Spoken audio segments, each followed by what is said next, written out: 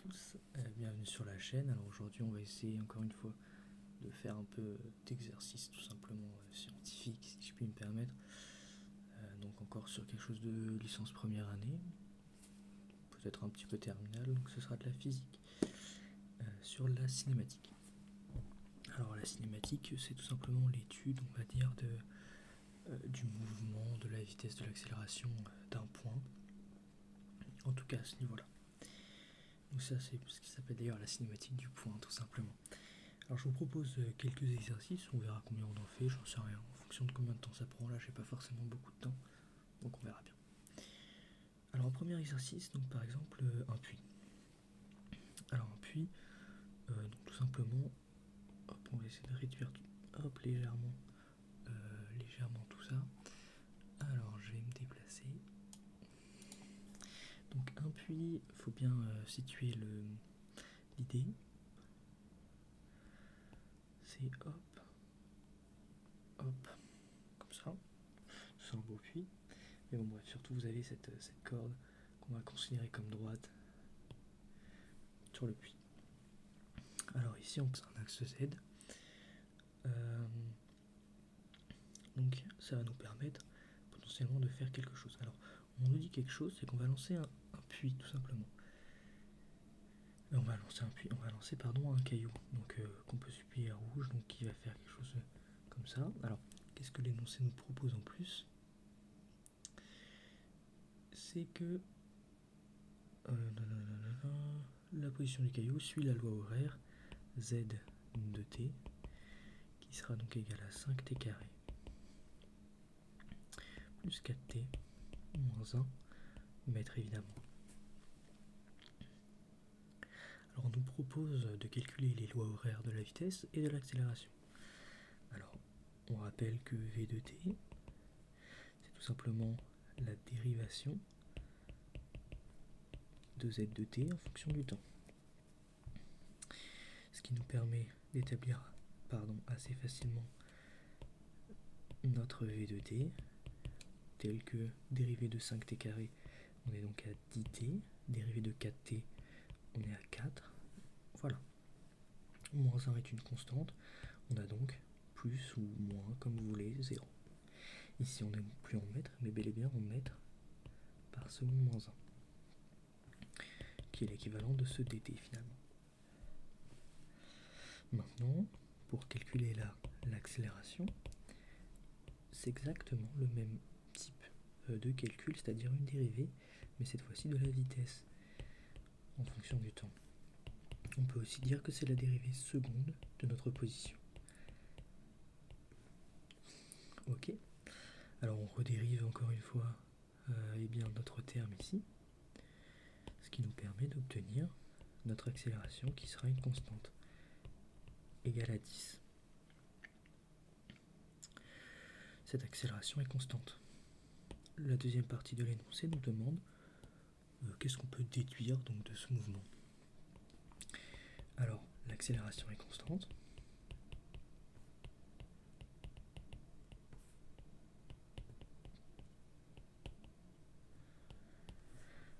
On en déduit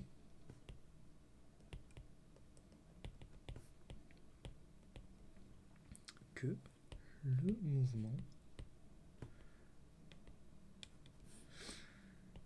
est uniformément accéléré.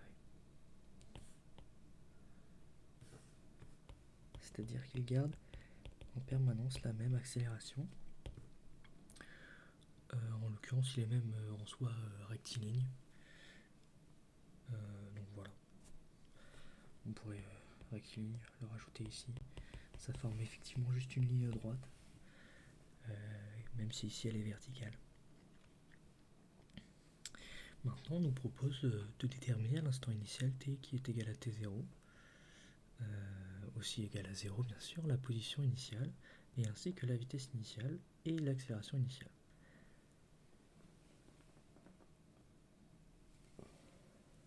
Alors, soit t 0 qui est égal à 0, qui est égal donc à t ici en l'occurrence. Alors qu'est-ce qu'on peut tirer de ça? Donc tout simplement, on va se dire que Z0 est donc égal à 5 fois 0 au carré, plus 4 fois 0, moins 1. Bon, c'est un petit peu particulier, mais dans ces cas-là, ça voudrait dire qu'on est à moins 1 mètre. Donc moins 1 mètre, ça veut dire 1 mètre au-dessus du puits. Donc si on, je pense que l'énoncé considère qu'on commence tout simplement ici. Donc que cette partie-ci, et tout ça correspond tout simplement à plus Z. Bien, ça veut dire que cette partie-ci correspond à moins Z. Et donc que moins 1 paraît cohérent avec ce que j'avais donné au début. C'est-à-dire qu'on est à cette hauteur-ci à peu près. Moins 1. C'est une... Après, forcément, moi j'allais décaler un petit peu. L'énoncé, je pense, ne décale pas trop. Donc bon, voilà. Alors on va calculer notre Z0. Donc on va permettre de calculer cette fois-ci notre V0. Alors on se rappelle rapidement les valeurs. On était à 10 T plus 4, ce qui me permet de dire que V0 est donc égal à 10 fois 0 plus 4, c'est-à-dire 4 mètres par seconde moins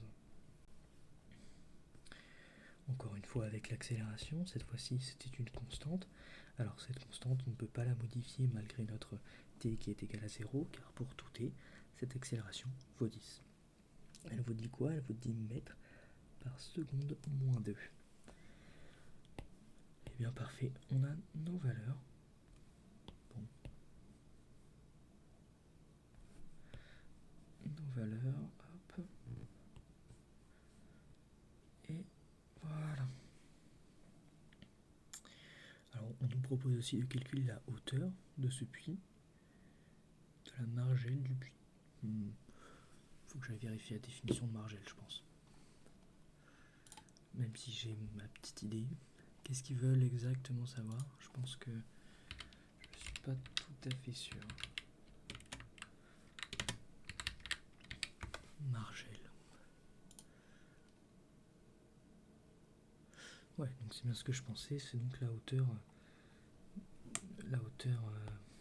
ici finalement. La hauteur des pieds que les pierres forment. Alors, en relisant l'énoncé, dans un puits, l'axe des Z est orienté vers le centre de la Terre. J'aurais tendance à penser que c'est simplement ce mètre-là qui correspond à la hauteur de la margelle. J'ai pas vraiment d'autre hypothèse parce que là on n'a rien de très précis sur ce qui nous est demandé. Donc on va considérer que c'est donc la hauteur avec laquelle on a lancé le caillou. Parce qu'on peut pas la lancer en dessous, sinon évidemment ça aurait ricoché. Donc voilà. Est-ce que je peux faire un deuxième? Est-ce que j'ai le temps? Peut-être. Allez hop. On va le commencer, au pire je le finirai à un autre moment dans ma journée. Bref. Alors. Cette fois-ci on est sur une course-poursuite. C'est-à-dire qu'on a un axe ici qu'on va considérer comme étant l'axe des X. Et en fait on aura un axe des Z mais qu'on ne s'occupera pas. Ici c'était l'inverse. Bon bref, ça ne change pas grand-chose. On a donc une voiture qu'on va prendre avec un point rouge. Ce point rouge ici, que je mets ici, a une vitesse constante. Ok. C'est-à-dire que l'accélération est nulle. On peut le préciser. A égale 0. Et évidemment, on a la composante Vx qui est constante, qui est égale à la composante V. Parce qu'on n'a pas de décalage, j'ai envie de dire, sur l'axe des Z, donc c'est aussi AX, mais qui est égal à A. Tout simplement. La limitation de vitesse est de 80 km/h alors que la voiture se déplace à 100 km/h. Ok. Un gendarme à moto, assimilé à un point matériel, est prévenu par radio et démarre à l'instant T0. Donc ici c'est 0, c'est aussi T0, bref, etc. En X égale 0, où la voiture passe à sa hauteur et il accélère uniformément. Donc on a le motard, donc le policier, qui lui a une accélération constante. On note AM cette accélération. Bon, AM, voilà. La moto atteint la vitesse VMI, qui est égale à 90 km par heure, moins 1, au bout de T1, qui est égal à 10 secondes. Alors, calculer les lois horaires, XV de T, XM de T. Alors, les lois horaires, on en a un qui a une vitesse constante, donc une vitesse constante qui nous permet d'écrire que V, alors, XV de T est égal à l'intégrale de la vitesse, donc qui est égale ici à l'intégrale de une constante, qui nous sera donc égale à, hop, on va le mettre ici, la constante avec un T. Or ici le C est égal à, on l'a dit plus tôt, c'était 100 km/h. C'est égal à 100 km/h moins 1. Donc on est à XV de T qui vaut 100 T. En km/h bien sûr. Alors le problème c'est que ça ne marche pas. On doit le mettre ici plutôt en mètres par seconde. En général, enfin donc là dans l'énoncé il nous l'est donné. On va le prendre, mais sachez qu'il suffit de faire 100 sur 3,6 et vous avez donc cette valeur là. Donc on est à 27,8 T. Maintenant pour x de m, ça va être un tout petit peu plus long je crois. Tout simplement parce qu'on a une vitesse qui n'est pas constante. Donc on part d'une accélération constante, qui est donc une intégrale d'intégrale. Alors, on va y aller tranquillement. L'intégrale d'abord de A va nous donner donc la vitesse. Cette vitesse qui est donc V de x, V de m plutôt, V de m. V de m qui est égal à une accélération constante qu'on n'a pas trouvée. Donc est-ce que c'est vraiment le bon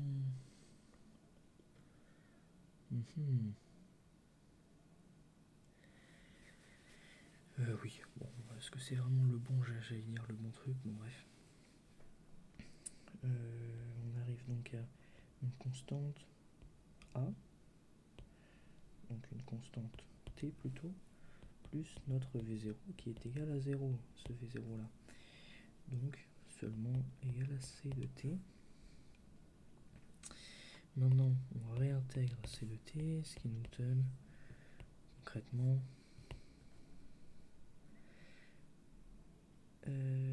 du coup on est à C sur 2 T carré et on a une position initiale qui est à 0, donc plus 0. Et on remet notre C de T carré sur 2. Alors, l'énoncé nous propose de déduire le temps TD auquel le motard rattrape la voiture. Donc tout simplement, le moment où le motard rattrape la voiture, c'est le moment où x de m est égal à x de v. Donc le moment où 27,8 t est égal à c t carré sur 2.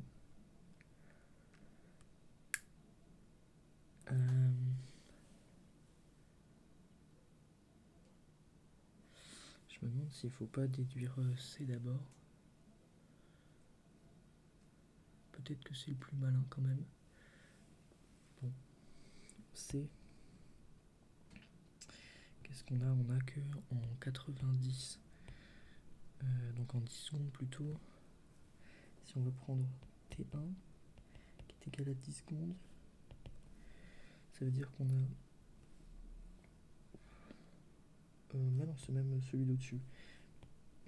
Donc à partir de VM, on cherche le moment où VM est égal à 90 km par heure moins 1, c'est-à-dire 25 mètres par seconde moins 1. Ok, donc on a 25 qui va être égal à C de T. ça va impliquer tout simplement qu'on a C de T1, 25 sur T1 égale à C, c'est-à-dire C égale à 2,5, tout simplement. Bon, en l'occurrence, c'est des mètres par seconde en 2. Donc ça, c'est notre accélération.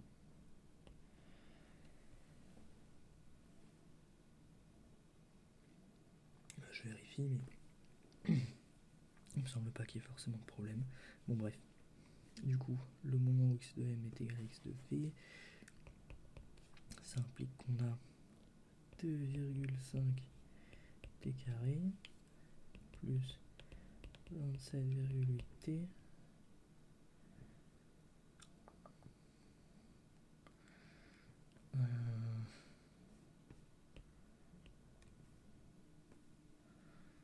tout ça me paraît un peu bizarre, mais égale 0, c'est-à-dire que vous avez un équivalent tel que t est égal à 0 ou t 2,5t sur 2 plus 27,8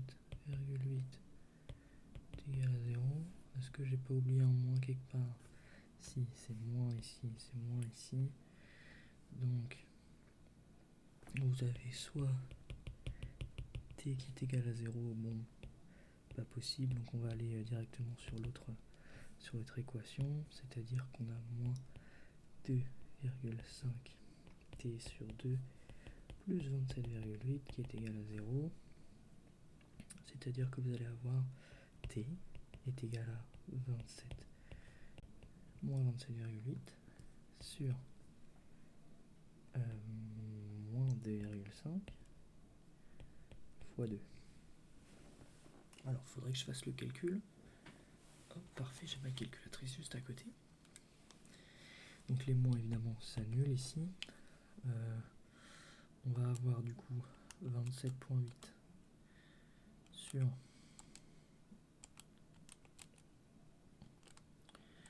2,5 fois 2, ce qui est égal à 22,24 secondes. Donc, au bout de 22, pardon, 24 secondes, alors on va arrondir tout simplement à 22,2 secondes, parce qu'ici on a un chiffre significatif, donc on arrondit à un chiffre significatif au bout de 22,2 secondes. Alors, la distance d parcourue par la moto, moi c'est assez simple, on prend notre équation, donc notre équation de xm, c'est-à-dire que xm est égal à ct carré sur 2 et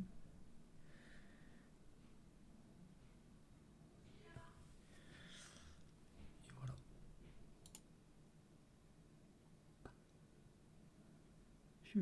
Bon, alors me voilà de retour. Je suis parti une petite heure en réalité. Bref, du coup on en était où? On calculait bien évidemment la distance d parcourue par la moto, qui on est d'accord est finalement la même que donc la distance parcourue aussi par la voiture. Pourquoi est-ce que je dis ça? Tout simplement parce que x de v est à peu près plus facile à calculer tout simplement que l'autre. On a donc 27,8 t juste ici. Donc 27,8 t, sachant que t est donc égal à 22,24 secondes. Alors on va faire le calcul tout simplement. 27,8 fois 22,24. On a dit que c'était 22,2 en soi, en factuel, mais quand on fait le calcul, évidemment, on garde cette valeur de 22,24 pour avoir un maximum de précision et pas faire des arrondis d'arrondis, ce qui donne après des résultats à peu près aberrants. Donc je trouve ici 618 mètres. Ok. On nous demande après la vitesse qu'aura atteint la moto. Alors, la vitesse qu'aura atteint la moto, il suffit de prendre notre équation donc de la vitesse qui se trouvait être c de t, où c vaut 2,5, donc 2,5 fois t. Hop.